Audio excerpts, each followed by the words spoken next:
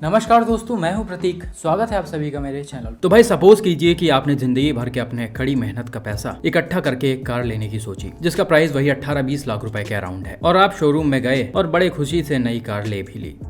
लेकिन अनफॉर्चुनेटली ये जो कार है वो विद इन अ डे यानी एक दिन के अंदर ही खराब हो जाए, तो आपको उस समय कैसा फील होगा। आज बिल्कुल ऐसा ही एक इंसिडेंट सामने आ रहा है, जिसे टाटा नेक्सॉन के ओनर ने ट्विटर पर शेयर किया है।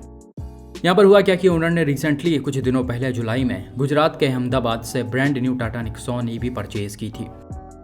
1:30 बजे मुहूर्त के हिसाब से इनको गाड़ी डिलीवर्ड हुई और सर इसको लेकर चले आए। अब करीब 10 घंटे और कुछ किलोमीटर चलने के बाद अचानक रोड पर ही इनकी एसयूवी ब्रेक डाउन हो गई, यानी बंद हो गई। अब सर ने यह देखकर कंपनी को कॉल किया और उन्होंने ट्रक भेजकर इसे टो करवा के वर्कशॉप में मंगवाया।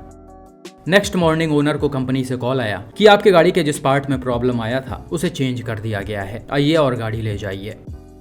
लेकिन ब्रांड न्यू कार जो कायदे से 10 घंटे और कुछ 100 किलोमीटर भी नहीं चली, उसे वापस लेना ओनर को सही नहीं लगा और उन्होंने तुरंत मना कर दिया कि भाई मैं नहीं ले रहा तुम्हारी खराब कार, क्योंकि मुझे भरोसा नहीं है इस पर कि आगे ये चले या ना चले। इसलिए तुम या तो मेरे पैसे रिफंड कर दो या फिर मुझे इसे रिप्लेस करके नई कार दे दो।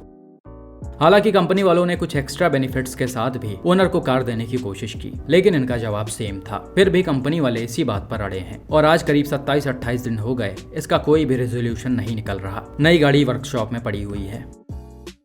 तो भाई वाकई में ये बहुत ही दुखद है। किसी के साथ भी अगर ऐसा इंसिडेंट होगा तो उसका मन नहीं करेगा उस गाड़ी को लेने का।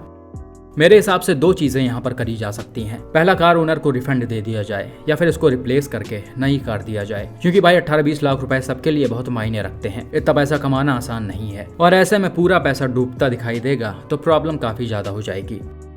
दूसरी चीज ये कर सकते हैं कि ओनर को इस एश्योरिटी के साथ यही कार दी जाए कि अगर ये आगे चलकर कुछ महीनों में खराब होती है तो कंपनी तुरंत इसे रिप्लेस करेगी या पैसा रिफंड कर देगी। क्योंकि अगर टाटा को भरोसा है अपने गाड़ी पर या फिर जो पार्ट उन्होंने चेंज किया है वो एकदम सही काम करेगा, तो ऐसा करने में कोई हिचकिचाहट नहीं होनी चाहिए।